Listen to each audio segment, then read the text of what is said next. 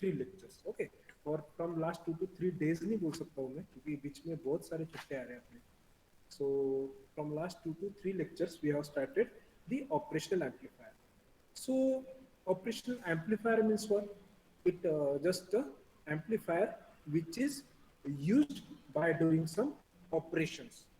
Okay, so that's why this device is called as the operational amplifier. So that this operational amplifier has the two inputs. That is, first input is inverting input and second input is non-inverting input. And this operational amplifier, it has one output. So you can see that in this block diagram also, there is a two input and one output.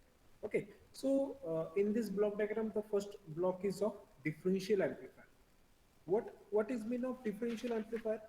Differential amplifier is used to take the input, okay, by doing some operations, okay, such as balancing the input, or we can say that if we have to take the difference between the two input, then we can do some difference between the two inputs. Again, what we have to do, we have to kept the high input impedance on the input side. Why high input impedance? Hmm? Can anybody tell me why we kept at input side high in impedance? Hmm? कोई मुझे बता सकता है कि अपन input side में high resistance क्यों रखते हैं, या इसको इम्पिडेंस भी कहा जाता है? रेजिस्टेंस आप जब एग्जाम में लिखते होंगे तो आपको इम्पिडेंस बोलना पड़ेगा, बट उसका मीनिंग रेजिस्टेंस भी होता है। सो हाई रेजिस्टेंस क्यों रखते हैं अपन इनपुट साइड में?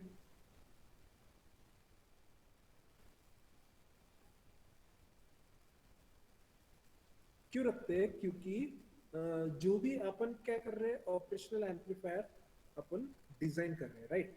ऑपरेशनल एम्पलीफायर डिजाइन करेंगे तो वो जो एम्पलीफायर है वो क्या करेगा, लॉट्स ऑफ इनपुट सिग्नल जो है वो इनपुट साइड में वहां पे लेने वाला है, millions of input it will take as the input from the input side. Okay, so for that purpose, that lots of load not to be made at the input side, so that's why we kept the high impedance at the input. Okay, और लो impedance अपन ने समझा input side में रखा तो उसका क्या होगा, जो भी इनपुट अपन ने दिया वो इनपुट डायरेक्टली अंदर चले जाएगा without any hurdles. Okay, to kept the hurdles for giving the input to the operational amplifier, that's why we get the high input impedance at the inputs. Okay, so again, uh, what we say, that high input impedance is also plays the important role to keep the high gain of the operational amplifier. Okay, ज़्यादा से ज़्यादा gain उसको मिल सके। Gain मतलब क्या, जितना आपने input दिया वो इनपुट से मैक्सिमम टू मैक्सिमम आउटपुट अपने आउटपुट को मिल रहा है, तो उसका मीनिंग होता है वो हाई गेन है। जैसे कि अभी मैं आपको सिखा रहा हूँ, ओके, सिखाने के बाद में जितना मैंने सिखाया उसका आपने 90% 95% आपने उसको गेन किया। गेन किया मतलब समझ लिया अच्छे से, उसका मीनिंग क्या हो रहा है, अपनी जो सिस्टम है टीचिंग की वो है हाई गेन वाली सिस्टम। ओके, मैं आपको सिखाया जा रहा हूँ, इनपुट आपको देते जा रहा हूँ, बट आपको कुछ भी नहीं समझ रहा है, मतलब वो सिस्टम क्या होती है, प्रॉपर सिस्टम नहीं होती है, क्योंकि उसमें कुछ गेन ही नहीं मिल पा रहा है, कुछ आउटपुट ही नहीं मिल पा रहा है, तो वो सिस्टम का कोई मतलब नहीं होता। ओके, तो ये साइड का अपना डिफरेंशियल एम्पलीफायर का सेकंड स्टेज कौन सी है, गेन स्टेज। गेन स्टेज क्यों बोलते हैं इसको, क्योंकि जो भी इनपुट आ रहा है, ओके, जो भी इनपुट अपने डिफरेंशियल एम्पलीफायर से आ रहा है, इसको कुछ ना कुछ मल्टीप्लायर फैक्टर से उसको मल्टीप्लाई करके अपने को आगे शिफ्ट करना पड़ता है। मल्टीप्लायर फैक्टर क्या होता है, जैसे कि कोई आपको कोई सिग्नल दिया, ओके, सिग्नल दिया तो आपको क्या करना है, कुछ दूर तक, बहुत दूर तक आपको वो सिग्नल सेंड करना है। तो जैसे कि मैं यहाँ पे बैठा हूँ और आप आपके घर में बैठे हैं, ओके, तो आपके पास कोई इंटरनेट कनेक्टिविटी नहीं है, कोई माइक नहीं है, कोई स्पीकर नहीं है, कुछ भी नहीं है, तो मैं यहाँ से कितने भी जोरों से बोलूँ तो आपको वो सुनाई देगा क्या? नहीं सुनाई देगा। तो इसके लिए अपन क्या करते हैं, कुछ साउंड सिस्टम लगाते हैं, या आप घर पे ना बैठे हो, अपन समझा एक बड़े हॉल में, अपन सेमिनार हॉल में बैठे हैं समझा, ओके, तो मैं जहाँ पे बैठा हूँ, तो मैं जहाँ से बोल रहा हूँ और एकदम लास्ट में आप बैठे हो, तो मैं जितना भी जोर से बोलूँ तो वो लास्ट तक मे भी सुनाई नहीं देगा। तो प्रॉपरली सुनाई देने के लिए अपन क्या करते हैं, साउंड सिस्टम लगाते हैं। तो वो साउंड सिस्टम क्या करता है, आपका जो आवाज है उसको एम्पलीफाई करता है। जो एम्पलीफायर होता है साउंड सिस्टम को कनेक्टेड, उसका काम ही है जो भी आवाज उसके अंदर गया उसको थोड़ा सा जोरों से आवाज बढ़ा के आगे भेजना पड़ता है, ओके। तो आवाज कैसे बढ़ता है, इसको कुछ ना कुछ मल्टीप्लायर फैक्टर उसके अंदर इंसर्ट किया जाता है, मल्टीप्लायर फैक्टर उसके अंदर डाल दिया तो उससे क्या होगा, वो सिग्नल का एम्पलीफिकेशन होगा। एम्पलीफिकेशन होगा मतलब क्या, उसकी इंटेंसिटी वो at the on that instant उसकी इंटेंसिटी बढ़ जाएगी। तो इस इंटेंसिटी बढ़ाने का, एम्पलीफिकेशन करने का, उसका गेन बढ़ाने का काम जो है वो गेन स्टेज करता है। उसके बाद में है लेवल शिफ्टर। लेवल शिफ्टर क्या करता है, जैसे कि मैंने आपको बताया था, millions of thousands of amplifier which will be connected in the cascade mode. For that purpose, at every amplifier the input should be given, okay. If some input is hold in some amplifier, then what will happen, then some noise will be created inside the amplifier. For that purpose, when the input is given, at that time some output will be formed at that amplifier, then that output should be shifted to another amplifier, okay. For that purpose, some level shifter circuit is Sir, can you repeat level shifter? क्या होता है, जैसे कि कोई amplifier होता है, okay, जो amplifier जो है एक सिंगल एम्पलीफायर से बना हुआ नहीं होता है। वो एम्पलीफायर क्या होता है, थाउजेंड्स ऑफ एम्पलीफायर जो है वो कास्केड में कनेक्शन होते हैं। कास्केड मतलब क्या, सीरीज में कनेक्टेड होते हैं, ओके। तो सीरीज में जब कनेक्टेड होंगे, जैसे कंसिडर करो आप 10 ऐसे ऑपरेशनल एम्पलीफायर सीरीज में कनेक्टेड, ओके। तो उसमें क्या होगा, दो इनपुट इसको गया, इनपुट जाने के बाद में आउटपुट इसने फॉर्म किया, तो ये आउटपुट क्या करेगा, दूसरे एम्पलीफायर को इनपुट जाएगा, दूसरा एम्पलीफायर का आउटपुट तीसरे एम्पलीफायर को इनपुट जाएगा। तो इसमें क्या हो रहा है, इनपुट देने के बाद में आउटपुट तो फॉर्म हो जाएगा, बट ये जो आउटपुट जो फॉर्म होगा वो नेक्स्ट एम्पलीफायर को जाना चाहिए, समझा, वो नहीं गया, तो क्या होगा, यही एम्पलीफायर के सर्किट के अंदर वो जो सिग्नल है वो घूमता रहेगा, ओके। पॉसिबिलिटीज हो सकते हैं कि वो एम्पलीफायर में सिग्नल घूमते रहेगा। तो नेक्स्ट इनपुट सिग्नल इसके अंदर इंसर्ट हुआ तो क्या होगा, ये नेक्स्ट इनपुट सिग्नल और प्रेजेंट इनपुट सिग्नल, इसमें कुछ ना कुछ मिक्सअप होना चालू हो जाएगा, इंटरफेरेंस होना चालू हो जाएगा। इंटरफेरेंस उसके अंदर स्टार्ट हो गया तो वो क्या कर सकता है, एक दूसरा टाइप का नॉइज सिग्नल उसमें इंसर्ट हो सकता है। तो नॉइज सिग्नल में भी और अनवांटेड सिग्नल रहेगा। अनवांटेड सिग्नल रहा तो प्रॉपरली वहाँ पे जो एम्पलीफिकेशन होना चाहिए, मैक्सिमम गेन वाला एम्पलीफिकेशन जो होना चाहिए वहाँ पे नहीं होता। उसके लिए क्या जरूरी है, यहाँ पे लेवल शिफ्टर। जैसे ही इनपुट गया, जैसे ही आउटपुट फॉर्म हो गया, वो आउटपुट क्या करेगा, दूसरे इसमें शिफ्ट कर देगा आउटपुट, तो दूसरे इसमें शिफ्ट कर देगा, वो अपनी प्रोसेस करता जाएगा। तो इस तरीके से लेवल शिफ्टर वहाँ पे वर्क होता है कोई भी एम्पलीफायर इसमें। Clear? Yes, sir. Thank you, sir. हाँ बिल्कुल। उसके बाद में होता है इमिटर फॉलोअर। इमिटर फॉलोअर क्या होता है, इमिट मतलब जैसे कि मैंने आपको एक सर्किट डायग्राम मैंने आपको बताई थी पिछले लेक्चर में, वो सर्किट डायग्राम एक आपको ठीक मैं बाद में बता दूँ। तो वो जो सर्किट डायग्राम में आप देखे होंगे वहाँ पे टोटल 7 ट्रांजिस्टर्स कनेक्टेड होते हैं एक में से, ओके।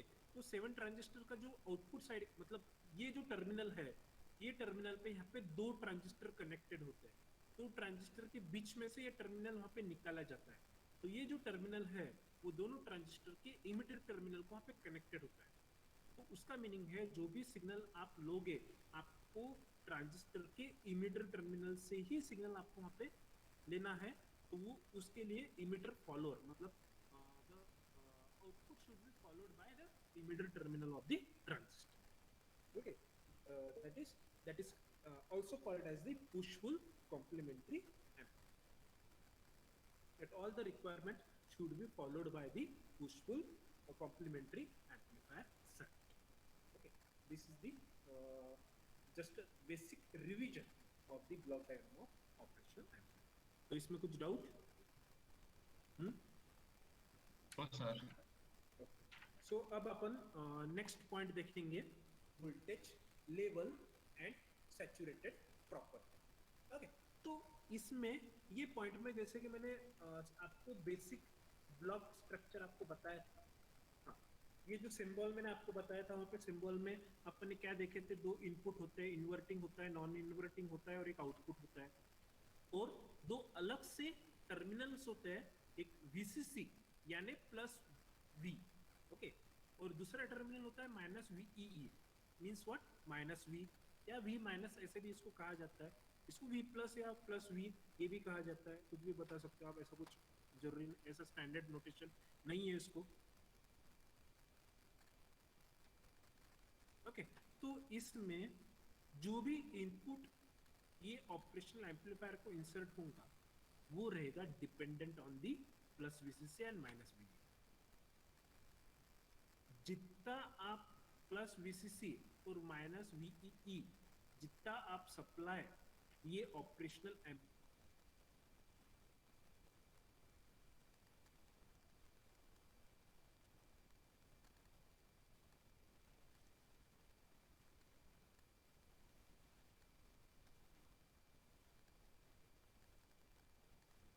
आपने क्या किया, ये ऑपरेशनल एम्पलीफायर को दे दिया। ओके, जस्ट एक एग्जांपल ले रहे हैं आप। उसके बाद में माइनस VEE ये जो है, ये भी आपने क्या किया, माइनस 5 वोल्ट इतना सप्लाई आपने VEE को दिया और प्लस 5 वोल्ट इतना सप्लाई आपने VCC को दिया। ओके, अब आपने ये जो प्लस 5 माइनस 5 वोल्ट तो आपने VCC और माइनस VEE को दे दिया आपने, बट आप क्या कर रहे हो, जो इन्वर्टिंग टर्मिनल का जो इनपुट है और नॉन इन्वर्टिंग टर्मिनल का जो इनपुट है, वो दोनों भी इनपुट प्लस 5 और माइनस 5 से ज्यादा कम है, मतलब ज्यादा है, समझा, ऐसा बोल सकते हैं अपन। जैसे कि इन्वर्टिंग टर्मिनल का जो वोल्टेज है वो क्या है, साइनोसाइडल वेवफॉर्म रहेंगे, अपन साइनोसाइडल वेवफॉर्म ही कंसीडर करेंगे। तो उसमें प्लस ये जो इन्वर्टिंग टर्मिनल का जो एम्पलीट्यूड है सिग्नल का, वो कितना है, नॉर्मली अपन कंसीडर करेंगे वो प्लस 7 वोल्ट है समझा। ओके, और नॉन इन्वर्टिंग टर्मिनल को समझा अपन कंसीडर करेंगे, या अपन इसमें कंसीडर करेंगे कि नॉन इन्वर्टिंग टर्मिनल को कोई भी अपन ने इनपुट नहीं दिया, इसको अपन क्या करते हैं, यहाँ पे ग्राउंड कर दिया। ओके, इसको अपन क्या किया, अपन ने नॉन इन्वर्टिंग टर्मिनल को मैंने क्या किया, यहाँ पे ग्राउंड कर दिया, और इन्वर्टिंग टर्मिनल को मैंने प्लस 7 एम्पलीट्यूड वाला साइनोसाइडल सिग्नल जो है वो मैंने इसको इंसर्ट कर दिया। तो इसमें क्या होगा, आउटपुट जो है वो प्लस 7 के एम्पलीट्यूड से आउटपुट नहीं फॉर्म होने वाला है। वो जो आउटपुट है वो कितना फॉर्म होगा, प्लस 5 वाला ही या माइनस 5 वाला ही। मतलब जो साइनोसाइडल वेवफॉर्म है वो इस तरीके से ऑप्टेंड होंगे।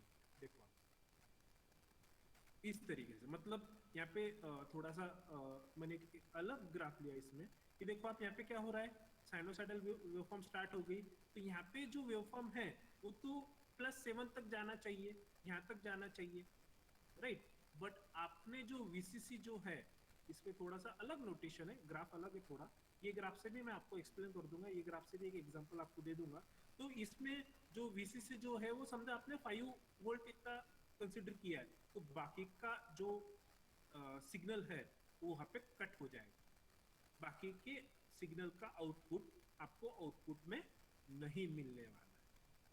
ओके, ये प्लस VCC में वैसा ही होगा और माइनस VCC में भी, माइनस VEE में भी वैसे ही वहाँ पे होने वाला, मतलब एक कटेड जो सिग्नल है इस तरीके से। Okay, it is a one type of square wave signal जो है, एक टाइप का स्क्वायर वेव सिग्नल या रेक्टेंगुलर वेव सिग्नल एक टाइप का आपको वहाँ पे आउटपुट में फॉर्म होते हुए मिलेगा।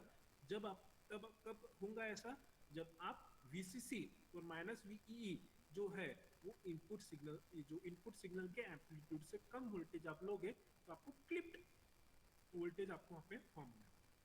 ओके, एक अनदर एग्जांपल मैं लेता हूँ आपको। आपने क्या किया, वही सेम टू सेम प्लस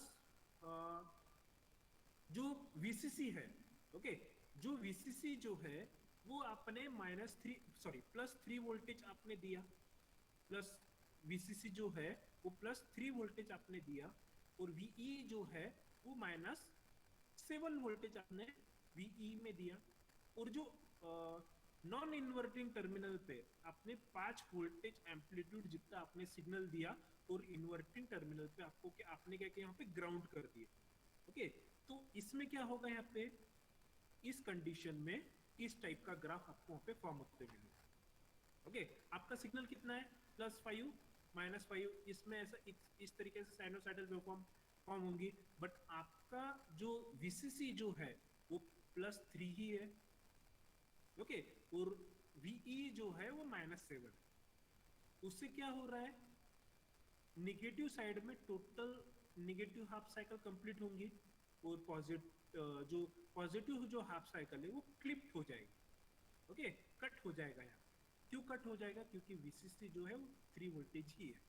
आपने जो VCC है वो 7 वोल्ट तक लेके गया, तो आपको पूरी हाफ साइकिल वहां पे फॉर्म होते वहां पे मिलने इस तरीके से इसका जो एक्सप्लेनेशन है वो यही है, voltage level and saturated property, okay, clear. Yes sir. और एक और चीज है यहाँ पे कि जो भी VCC सप्लाई और -VE सप्लाई जो भी आप दोगे, उसका 90% ही आपको आउटपुट में फॉर्म होने वाला है। सर एक डाउट था, बोलो। सर इसमें जो पहली कंडीशन बताई थी ना, वो एक बार रिपीट करो ना। कौन सी? तो हमने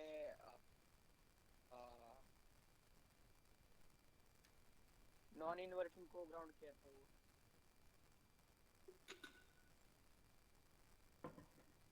ओके,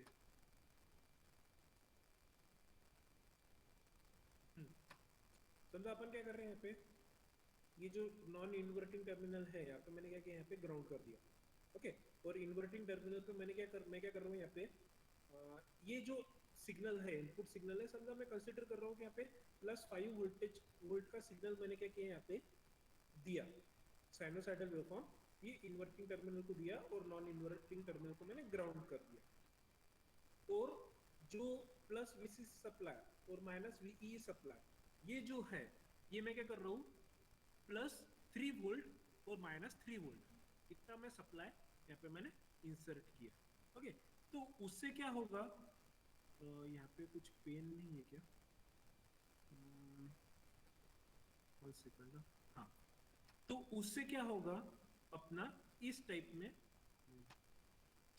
इसमें कुछ एडिट नहीं हो रहा, ठीक है, लेटेड। तो इसमें क्या होगा, ये इस टाइप में थोड़ा सा कटेड सिग्नल जो है, ऐसा क्लिप्ड जो सिग्नल है, मतलब सिग्नल स्टार्ट होगा, -3 वोल्टेज तक आया सिग्नल, यहाँ पे -3 के नीचे सिग्नल नहीं जाएगा, वहाँ पे जो है वो थोड़ी देर तक कांस्टेंट बताएगा, फिर बाद में डिक्रीज होना स्टार्ट हो जाएगा, फिर +3 तक जाएगा, फिर यहाँ पे कांस्टेंट वोल्टेज मिलेगा, फिर डिक्रीज आएगा, फिर इस तरीके से आपको +3 और -3 पे आपको क्लिप्ड सिग्नल वहाँ पे फॉर्म होते हुए मिलने वाला है, ओके। तो इस तरीके से वो एक्सप्लेनेशन, अब समझा आपको। तो सर वो सर ग्राउंड क्यों करते फिर सर, क्योंकि अगर सर इन्वर्टिंग में सर भेजेंगे सर हम लोग, तो भी सर सेम ही आएगा, अगर नॉन इन्वर्टिंग में मतलब भेजेंगे सर, स्टार्टिंग का सिर्फ चेंज हो जाएगा बस ना। तो उसमें एक अपने ग्राउंड स्टार्टिंग में फर्स्ट में जा सकता है, फिर या तो फोर्थ में स्टार्टिंग में हो सकता है। बरोबर, इसमें अपन ग्राउंड क्यों कर रहे हैं अपन, क्योंकि मैंने समझा ग्राउंड नहीं किया, इसमें एक दूसरा वोल्टेज जो है वो इसके अंदर दिया, इसमें दूसरा वोल्टेज इसमें दिया, तो इन दोनों का जो डिफरेंस जो है, एक डिफरेंशियल एम्पलीफायर है, तो इसका जो फॉर्मूला अपन ने देखा था, वो फॉर्मूला के हिसाब से इसके यहाँ पे प्रोसेस हो जाएगी। कौन सा फॉर्मूला देखा था अपन ने, V0 equal to VD V1 minus V1 - V2, तो ये फॉर्मूला के हिसाब से inverting terminal, non inverting terminal minus inverting terminal, ये दोनों का डिफरेंस वहाँ पे फॉर्म होगा, और इसको एम्पलीफायर गेन से मल्टीप्लाइड होकर फाइनली आउटपुट सिग्नल वहाँ पे फॉर्म होने वाला है। बट अपना इनपुट कोणते एम्पलीफायर कोणते एम्पलीट्यूड से प्रोसेस हुआ ये वहाँ पे प्रॉपरली समझेगा क्या? समझा, आप कंसीडर करो कि इन्वर्टिंग टर्मिनल पे एम्पलीट्यूड है 5 वोल्ट, ओके, और नॉन इन्वर्टिंग पे एम्पलीट्यूड है 3 वोल्ट, बरोबर? तो उन दोनों का क्या होगा, वहाँ पे डिफरेंस होगा, तो आउटपुट में 2 वोल्टेज का सिग्नल प्रोसेस होना चाहिए, बरोबर ना? और VCC Yes, आपको क्लिप्ड वोल्टेज चाहिए, रेक्टेंगुलर वेवफॉर्म आपको फॉर्म करना है वहाँ पे, तो उसके लिए VCC और -VE जो है वो प्रॉपरली आपको डिजाइन करना पड़ेगा, कितना वोल्टेज को देना चाहिए ताकि वो फाइनली आउटपुट फॉर्म होने वाला है। तो इस तरीके से वो थोड़ा बहुत कॉम्प्लेक्सिटी बढ़ जाती है जब आपको एक्सप्लेन करना है तब, ओके? तो सिर्फ आपको सब क्लियरली समझे इसके लिए मैंने ग्राउंड किया, तो उस तरीके से मैं आपको एक्सप्लेन करने जाऊंगा तो आपको दिमाग में थोड़े बहुत क्या बोलते हैं इसको, दिमाग थोड़ा हैंग होना स्टार्ट हो जाएगा कि कौन सा सिग्नल इन्वर्टिंग में जा रहा है, कौन सा सिग्नल नॉन इन्वर्टिंग में जा रहा है, फिर उसके बाद में क्या हो रहा है ऑपरेशन, फिर कौन सा VCC सप्लाई हो रहा है। इससे न जाते हुए मैंने क्या किया, सादा सिंपल मैंने आपको क्या बता दिया, एक जो टर्मिनल है वो ग्राउंडेड है, मतलब कोई इनपुट उसके अंदर जा रहा नहीं, एक ही इनपुट वहाँ पे क्या हो रहा है, प्रोसेस में हो रहा है, तो एक ही इनपुट प्रोसेस में होगा तो उसी तरीके से उसका ऑपरेशन परफॉर्म होगा, बस। आप दोनों इनपुट से दे सकते हो, ऐसा कुछ इशू नहीं है उसके, क्लियर? और कोई डाउट होगा? Yes sir. Yes sir. और कोई डाउट? मतलब सर इनपुट से कितना भी से डाल दे सर, जो डाल अपना सकते हो। ये वैल्यू होगा VCC और VE का, उसी के हम्म। बेसिस पे आउटपुट मिलेगा अपने को। उसकी बेसिस पे आउटपुट मिलने वाला, बस। ओके सर, थैंक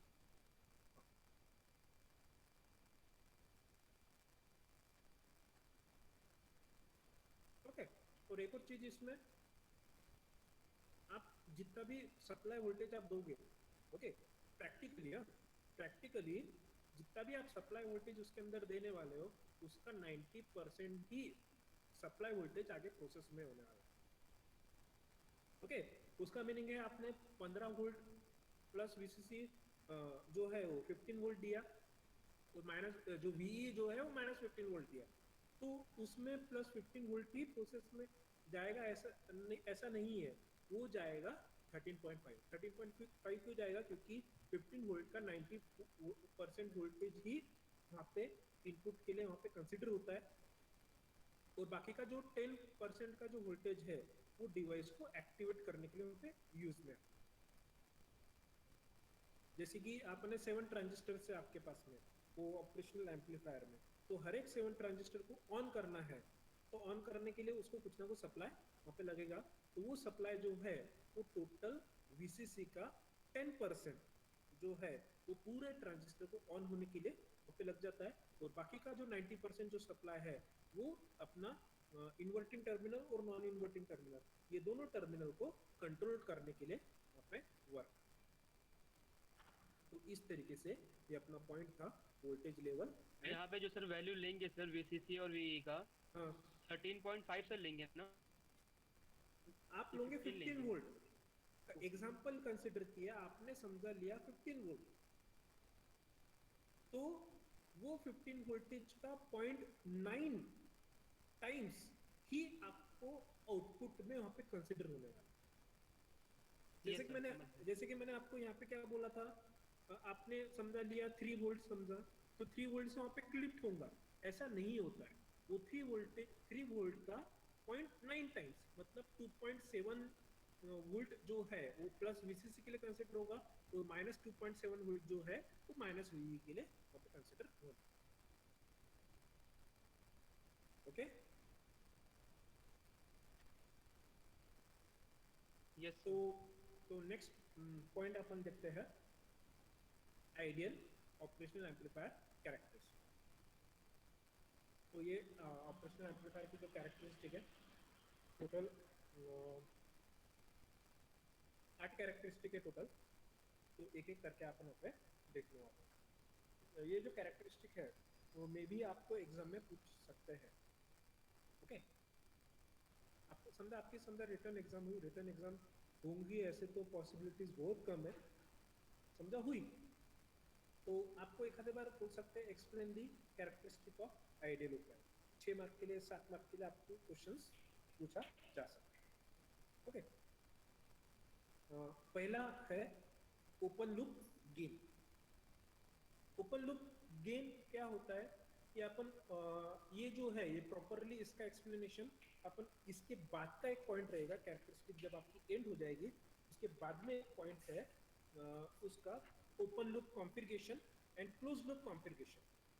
ये अपन वो टाइम पे अच्छे से समझेंगे, क्योंकि अपन ओपन लूप क्या होता है जी जब तक आपको नहीं समझेगा तब तक आप उसके गेन के बारे में नहीं समझ सकते। ओके, तो ये जो ओपन लूप गेन है इसके बारे में अपन बाद में अच्छे से समझेंगे, उसका कुछ आप टेंशन मत।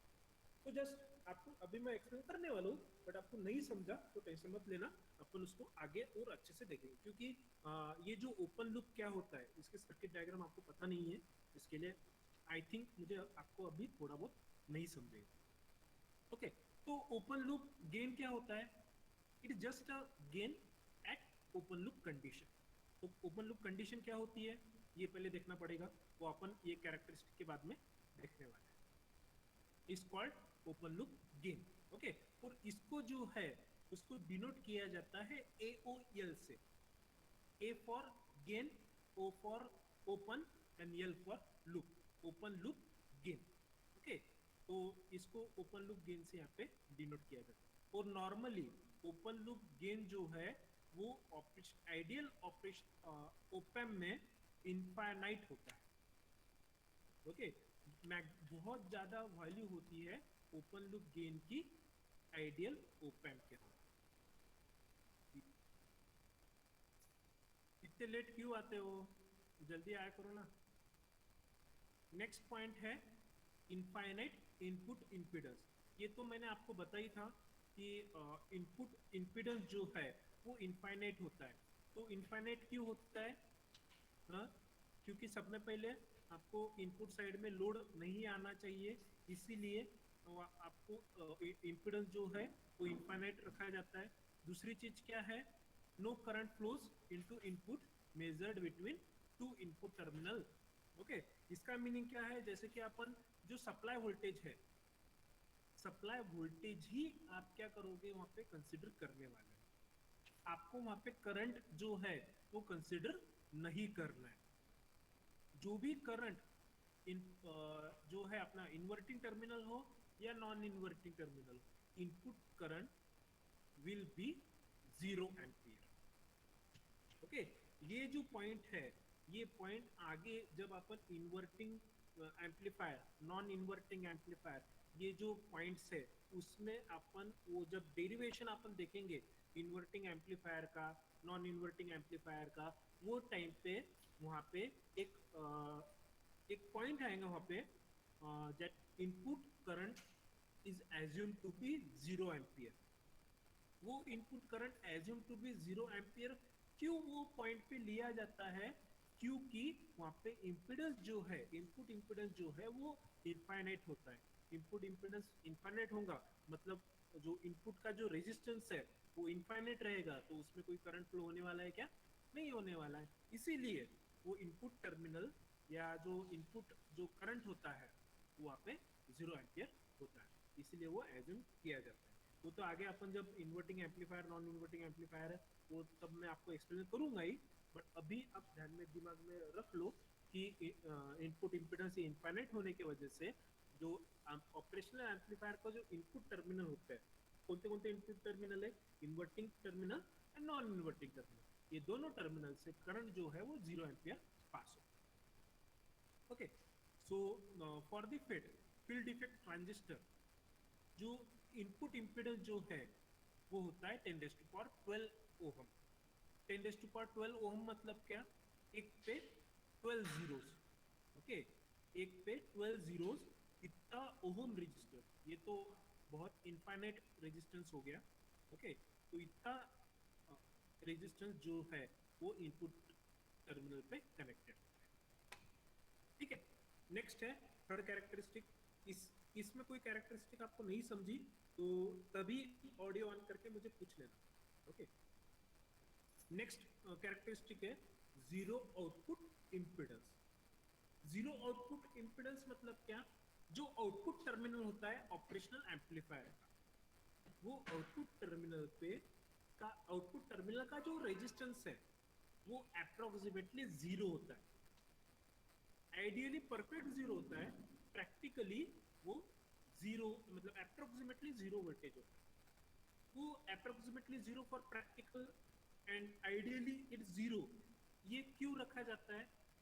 क्योंकि जितना भी करंट जो है, जितना भी वोल्टेज जो है, वो आउटपुट टर्मिनल में जो फ्लो होगा वो पूरा के पूरा आगे लेवल शिफ्टर से फॉरवर्ड होना चाहिए।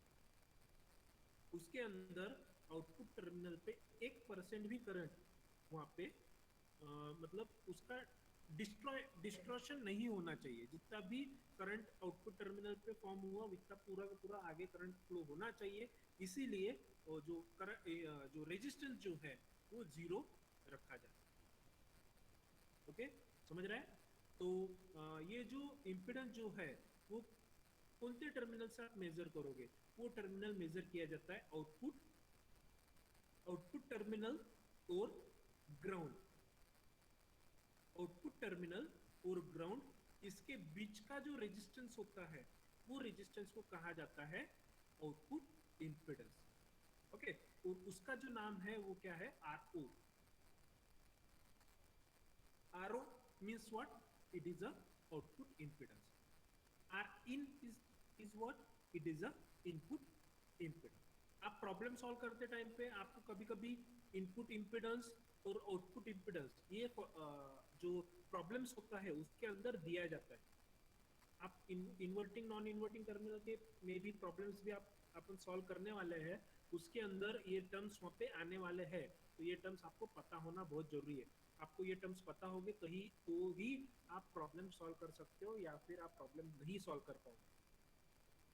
तो आइडियल इसमें जो है कभी कभी कोई कोई प्रॉब्लम में वहाँ पे दिया जाता है that the ideal op-amp of the input impedance somewhat of input impedance is given. Okay, और वो input impedance में कुछ ना कुछ input voltage आपको दिया है, तो वहां पे आपको कंसिडर जो कभी कभी क्या होता है आउटपुट इंपेडेंस आपको नहीं दिया जाता है, तो वहां पे आपको आइडियल op-amp ऐसा प्रॉब्लम में दिया होगा, तो वहां पे आपको एज्यूम करना है कि आउटपुट का जो रेजिस्टेंस है, आउटपुट टर्मिनल का जो रेजिस्टेंस है वो कितना है?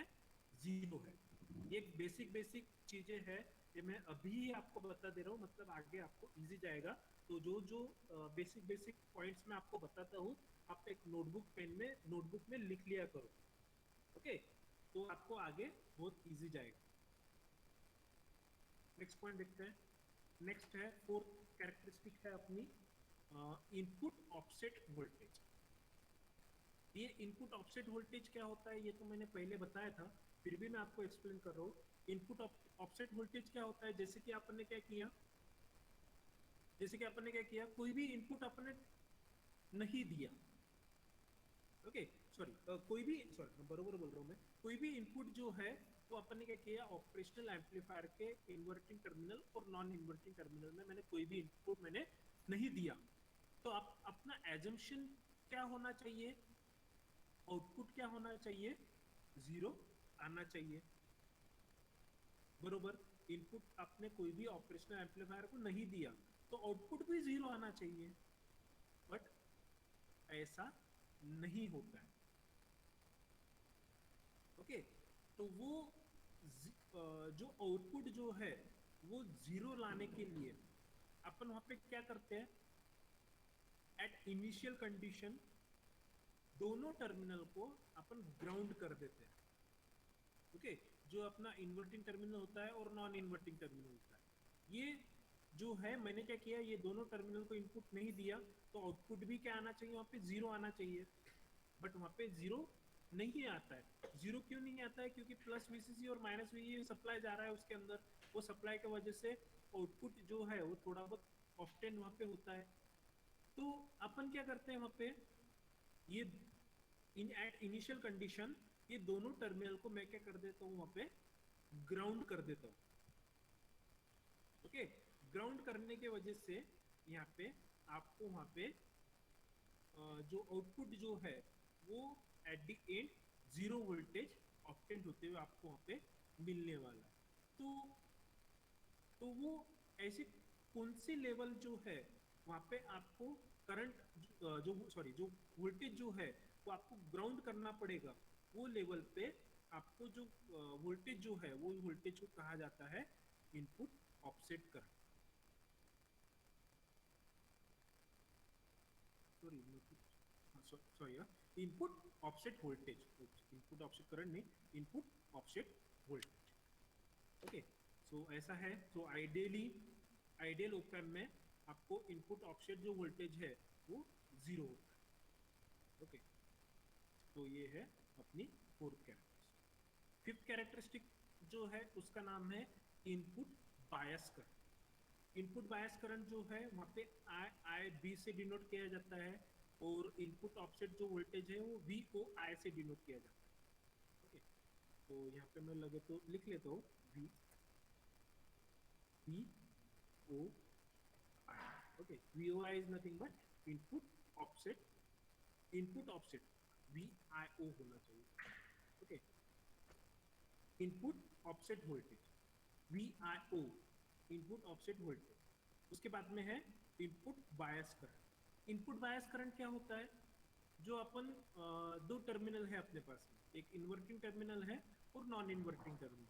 वो दोनों टर्मिनल पे जो करंट जो फॉर्म हो रहा है, ओके, बट आइडियली अपन क्या कंसीडर करते हैं कि हाई इनपुट इंपिडेंस होने की वजह से इनपुट टर्मिनल में कोई भी करंट वहां पे फ्लो नहीं होगा, फिर भी बहुत माइन्यूट सा करंट जो है वहां पे इनपुट टर्मिनल में फ्लो होता है due to plus VCC and minus we.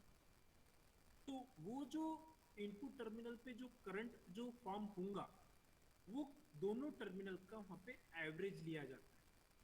Okay, तो वो एवरेज लेने के बाद में जो करंट जो फॉर्म होगा वो करंट को बोला जाता है इनपुट बायस। जैसे कि आप देखोगे is defined as the average of current into two input terminals with the output of specified level. और ये जो करंट है ये करंट मेजर किया जाता है in the form of ampere. Okay, तो ऐसा है अपनी फिफ्थ कैरेक्टरिस्टिक। नेक्स्ट कैरेक्टरिस्टिक देखेंगे, सिक्स्थ कैरेक्टरिस्टिक, उसका नाम है input offset current. Input offset current जैसे कि अपन ने वहां पे इनपुट बायस करंट देखा था। इनपुट बायस करंट क्या करते हैं, अपन एवरेज करते हैं दो इनपुट टर्मिनल के करंट से। तो ऑफसेट करंट क्या किया जाता है, वो दोनों का वहां पे डिफरेंस लिया जाता है। दोनों का डिफरेंस लेने के बाद में जो करंट जो फॉर्म होगा वो करंट को बोला जाता है इनपुट ऑफसेट करंट। ओके, जैसे कि आप देखोगे it is a difference in a input current that flows in और out of the each of the input pins. यहाँ पे क्या दिया है, इन और आउट। ऐसा मीनिंग नहीं होता है इनपुट टर्मिनल है तो अंदर ही करंट जाएगा, वो बाहर भी करंट आ सकता है। बाहर आप बोलोगे सर इनपुट टर्मिनल है, इनपुट टर्मिनल में करंट तो अंदर जाता है, बट नॉर्मली अपन क्या करते हैं, इन्वर्टिंग टर्मिनल और नॉन इन्वर्टिंग टर्मिनल पे कोई भी वोल्टेज सोर्स अपन अप्लाई नहीं करते, इसको अपन ग्राउंड करते हैं। बट अपन क्या कर रहे हैं, प्लस वीसीसी और माइनस वीई, ये दोनों सप्लाई अपन ऑपरेशनल एम्पलीफायर को दे रहे हैं। तो वो जो सर्किट जो है वो एक में से कनेक्टेड है। इन्वर्टिंग टर्मिनल हो, वीसीसी हो, नॉन इन्वर्टिंग टर्मिनल हो, वीई हो और आउटपुट टर्मिनल, ये पांचों टर्मिनल एक में से कनेक्टेड है। तो उसके अंदर जो करंट जो है वो फ्लो होके इनपुट टर्मिनल में आ सकता है। ऐसा अपन बोल सकते हैं कि इनपुट टर्मिनल में आएगा ही नहीं, ऐसा तो नहीं हो सकता। तो जो भी करंट जो है, जो भी करंट ऑप्टेंड होगा इनपुट टर्मिनल पे, वो दोनों टर्मिनल का डिफरेंस आपने लिया, तो डिफरेंस लेने के बाद में जो फाइनल जो करंट ऑप्टेंड होगा वो करंट को कहा जाता है input offset current. Okay, ideal op amp में इनपुट ऑफसेट करंट जो है वो 0 होता है, ये आपको पता होना जरूरी है। ओके, समझ रहे हैं? जितने भी मैंने अभी 6 कैरेक्टरिस्टिक आपके लिए, कोई कैरेक्टरिस्टिक में कुछ डाउट? कुछ डाउट होगा तो मुझे पूछो, या फिर मैं आगे जाता हूँ। समझ रहा है आपको? सर वो फिफ्थ वाला सर रिपीट कर दीजिए ना सर एक बार, input bias Fifth one. Current. तो ये जो इनपुट बायस करंट जो है, जैसे कि मैंने अभी आपको इसके अभी बताया मैंने कि दो टर्मिनल है आपके पास में, एक है इन्वर्टिंग टर्मिनल और एक है नॉन इन्वर्टिंग टर्मिनल। तो ये दोनों टर्मिनल पे जो भी करंट जो है वो इन हो या आउट हो, जो भी करंट जो है उसका आपको एवरेज लेना है। एवरेज मतलब क्या कि समझो आप कंसिडर करो कि इनपुट टर्मिनल इन्वर्टिंग टर्मिनल पे आपके पास 2 एम्पीयर जितना करंट जो है वो फॉर्म हुआ, और नॉन इन्वर्टिंग टर्मिनल पे आपका समझो कंसिडर करो कि 5 एम्पीयर जितना करंट जो है वो नॉन इन्वर्टिंग टर्मिनल पे ऑब्टेंड हुआ। तो उसका एवरेज कितना होगा? 2 + 3 डिवाइडेड बाय 2, मतलब 2.5 एम्पीयर जो करंट रहेगा वो करंट, कौन सा करंट कहा जाएगा इसको? वो करंट को बोला जाएगा इनपुट बायस। बस, क्लियर? कि अभी भी नहीं समझा? समझा सर। वो जो सर सेकंड वाला सर इनफाइनाइट इनपुट इम्पीडेंस, तो उसमें सर वो कैसा है मतलब, क्योंकि थर्ड वाला जो है सर जीरो आउटपुट हाँ, इम्पीडेंस, वो हाँ, सर आइडियल के लिए सर जीरो हो जाएगा, हाँ, मतलब होता है। हाँ, तो जो सर वो उसके ऊपर सर सेकंड वाला है सर हम्म, इनफाइनाइट इनपुट इम्पीडेंस, हम्म। वो कैसा है सर, मतलब वो कैसे आता है? वो मैं कैसे समझा आता नहीं नहीं सर। है, वो आता नहीं है। वो ऑपरेशनल एम्पलीफायर में उसमें उसी तरीके से डिजाइन किया जाता है, जो इन्वर्टिंग टर्मिनल और नॉन इन्वर्टिंग टर्मिनल दोनों टर्मिनल से कनेक्टेड एक रेजिस्टेंस होता है इंटरनली। ओके, आपको सर्किट डायग्राम चाहिए तो मैं सर्किट डायग्राम आपको फिर से बता देता हूँ। तो वो दोनों टर्मिनल के बीच में एक रेजिस्टेंस कनेक्ट होता है, वो रेजिस्टेंस का नाम है इनपुट इम्पीडेंस या इनपुट रेजिस्टेंस। ओके, तो वो जो इनपुट रेजिस्टेंस है वो होता है आइडियली इनफाइनाइट, प्रैक्टिकली बहुत ज्यादा उसकी वैल्यू होती है। तो वो जो रेजिस्टेंस है वो कनेक्टेड क्यों होता है? 2-3 पैरामीटर है उसके। पहली तो पहला पैरामीटर क्या है, उसमें ओपैम में या इनपुट टर्मिनल पे लोड नहीं आना चाहिए, एक चीज होती है। दूसरी चीज होती है कि इनपुट जो करंट जो है, इनपुट करंट अंदर फ्लो नहीं होना चाहिए, ये होती है सेकंड कंडीशन। उसके लिए प्रॉपरली वहाँ पे ऑपरेशनल एम्पलीफायर का प्रॉपरली वर्किंग लाना है आपको, तो प्रॉपरली गेन आपको ऑब्टेन करना है, तो दो कंडीशन आपको फॉलो करनी ही पड़ती है। पहली कंडीशन क्या है? इनपुट इम्पीडेंस इनफाइनाइट होना जरूरी है, और आउटपुट इम्पीडेंस जो है वो अप्रोक्सीमेटली 0 होना चाहिए। ये दोनों कंडीशन रहेगी तो ही ऑपरेशनल एम्पलीफायर जो है वो मैक्सिमम टू मैक्सिमम गेन जो है ऑब्टेन फॉर्म होते हुए मिलने वाला। ओके, और ओके जितने भी डिवाइसेस आप यूज करते हो, जितने भी डिवाइसेस, लैपटॉप हो, अपना मोबाइल फोन्स हो, कंप्यूटर हो, उसमें ऑपरेशनल एम्पलीफायर जो है वो कनेक्टेड होता ही है। Okay, okay sir, yes sir, thank you sir. तो किसी को कुछ डाउट?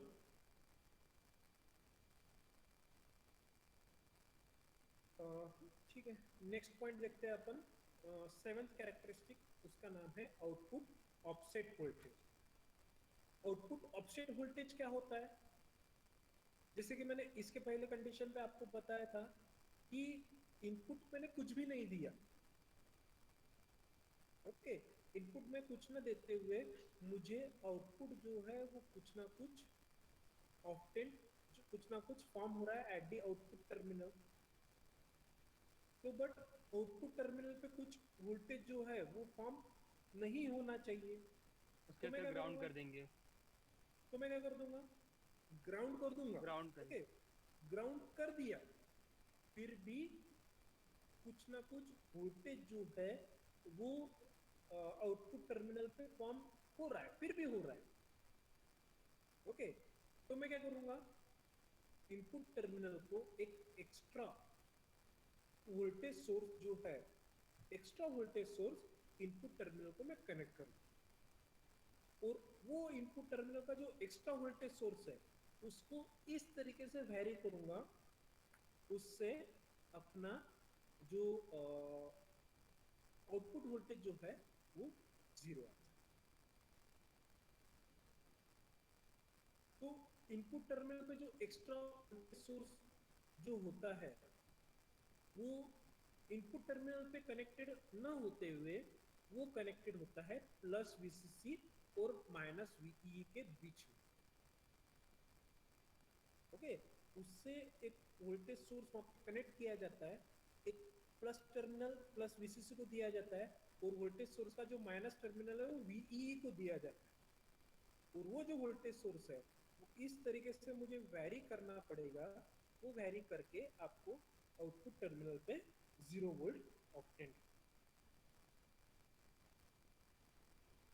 ओके, तो ये जो कंडीशंस होते हैं तब जब आप प्रैक्टिकली कोई किट पे प्रैक्टिकल परफॉर्म करने जाओगे तो ये पॉइंट्स वहाँ पे देखने मिलते हैं। ओके, तो देख अभी होप सो ये आपके एग्जाम्स के पहले सब कोरोना वगैरह चले जाए और अपने प्रैक्टिकल स्टार्ट हो जाए, क्योंकि मैं सिमुलेशन आपका ले सकता हूँ। ओके, ये सिमुलेशन ले लूंगा, इसमें सिमुलेशन अपन लेंगे, ले लूंगा नहीं लेंगे अपन सभी प्रैक्टिकल, जितने भी प्रैक्टिकल्स आपके बेसिक इलेक्ट्रॉनिक्स इंजीनियरिंग में जितने भी प्रैक्टिकल्स है वो सिमुलेशंस लेते हुए मैं आपको उसके सभी प्रैक्टिकल्स आपको एक्सप्लेन करूंगा मैं, वैसा कुछ इशू नहीं आएगा। बट वहाँ पे सिमुलेशन में ये output offset voltage, input offset current, ये सब देखने नहीं मिलेगा। ओके, वो तो क्योंकि वो जो ऑपरेशनल एम्पलीफायर है जो वहाँ पे सिमुलेशन में कंसिडर होने वाला है वहाँ पे आइडियल ही कंसिडर होगा। लगे तो आप सिमुलेशन में थोड़ा बहुत पैरामीटर्स उसमें चेंज कर सकते हो, कुछ ना कुछ आउटपुट ऑफसेट करंट उसके अंदर डाल सकते हो, इनपुट ऑफसेट वोल्टेज आप उसके अंदर डाल सकते हो, वो उसमें पैरामीटर्स होते हैं, वो वैरी आप कर सकते हो।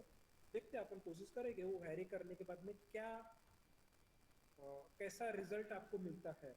या अपन जब सिमुलेशन लेंगे या आप कॉलेज आ जाओगे तो वहाँ पे प्रैक्टिकल लेके आपको मैं सभी चीजें ये सब एक्सप्लेन करूंगा। ओके, ऐसा कुछ फिकर करने की बात। Clear? So next last characteristic अपन देखते हैं वो है स्लीव रेट। तो स्लीव रेट आप नाम में ही देखोगे, इसका नाम रेट जो है, रेट इज नथिंग बट ये कुछ ना कुछ चेंज होता है। तो स्लीव रेट टाइम में चेंज होगा, it is a just a rate of change of output voltage with respect to time। जो आउटपुट जो वोल्टेज है वो टाइम के हिसाब से कितने रेट से चेंज हो रहा है, वो रेट को कहा जाता है स्लीव रेट। ये ऐसा छोटा सा पॉइंट है। Okay, so ideal op amp में स्लीव रेट जो है वो इनफाइनाइट होता है।